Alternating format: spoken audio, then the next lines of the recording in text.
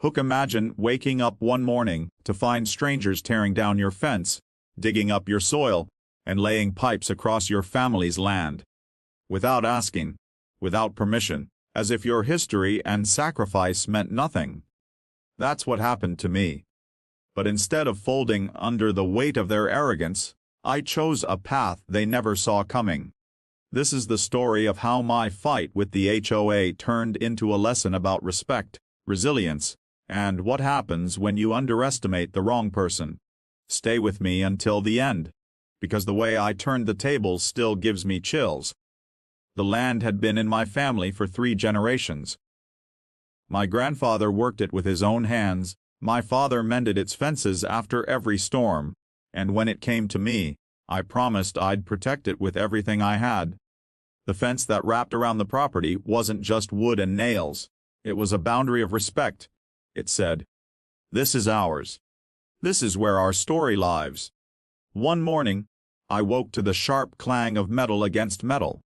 At first, I thought it was construction on the road. But when I stepped outside, coffee still steaming in my mug, my jaw dropped. A group of men in neon vests stood on my property, tearing down my fence plank by plank. Behind them, a machine dug a trench across my soil. Pipes, thick, black, and endless, were being lowered into the ground like snakes. I marched over, my voice shaking with rage. "What the hell do you think you're doing?" The man in charge, clipboard in hand, barely looked up. "Homeowners Association project. Waterline expansion. You'll be compensated." "Compensated?" My voice cracked. "This is my land. You don't have permission." Smirked, dismissive, the kind of look that cuts deeper than words. "We've got approval from the HOA. If you have an issue, take it up with them." And just like that, they kept working, as if I were invisible on my own land. That night, I sat at my kitchen table, staring at the splintered remains of the fence piled near the gate. Memories of my father repairing those same posts filled my chest with a deep ache. I reached out to the HOA, demanded answers, demanded respect. But every response was the same. "It's for the community good. You'll be fine." Stop resisting. The fight dragged on. Letters, phone calls, meetings where they smirked and whispered as I spoke. I was painted as difficult, stubborn, problem. Neighbors who once waved politely now avoided eye contact. I was standing alone against an entire machine. But something in me refused to bend. Every time I looked at that torn ground, every time I saw my land reduced to a construction site, I felt my grandfather's calloused hands on my shoulder. And I made a promise: if they thought they could roll over me, they had another thing coming. Months passed.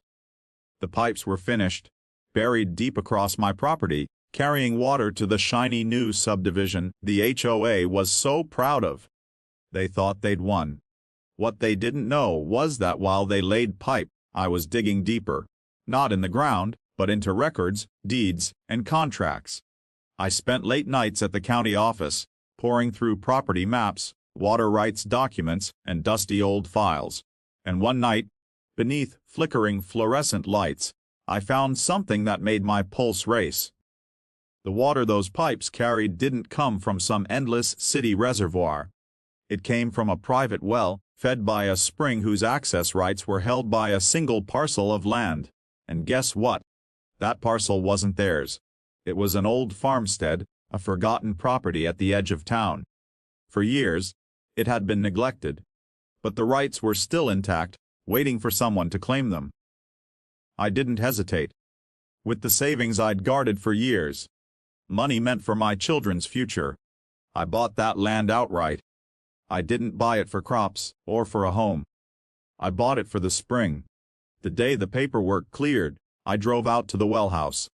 I turned the valve with my own hands, the creak of rusted metal echoing like justice. And slowly, silently, the pipes that stole across my land went dry. The first calls came within hours. Low pressure. No water. The HOA scrambled, panicked, certain it was a glitch. But when they reached out to the county, they hit a wall of truth. The water rights now belonged to me. If they wanted it back, they'd have to talk to the very man they had dismissed, mocked, and trespassed against. For the first time in months, I slept soundly. The meetings that followed were different. Gone were the smirks, the whispers. Their tone was sharp, desperate, almost pleading. They offered money, promises, apologies wrapped in thin layers of arrogance. But I didn't want revenge. I wanted respect. I told them this: rebuild my fence, restore my land, and sign a binding agreement to never, ever touch what is mine without permission. Only then would I consider reopening the valve. They folded. Every last one of them. When the water flowed again, it wasn't just a victory for me. It was a message to every landowner who's ever been overlooked, every voice drowned out by or authority. Sometimes, the only way to be heard is to hold the very thing they take for granted. Closing message: looking back, I realized this fight wasn't about fences or pipes. It was about dignity. About standing firm even when it feels like the world is against you. My grandfather used to say, land is more than dirt, it's memory. And now, when I walk my property and see the fence standing tall again, I know those memories are safe. So if you take anything from my story, let it be this: don't let anyone tell you that your boundaries don't matter. Protect them. Fight for them. Because sometimes, when you do, you find strength you never knew you had. And you remind the world that respect is earned, not stolen.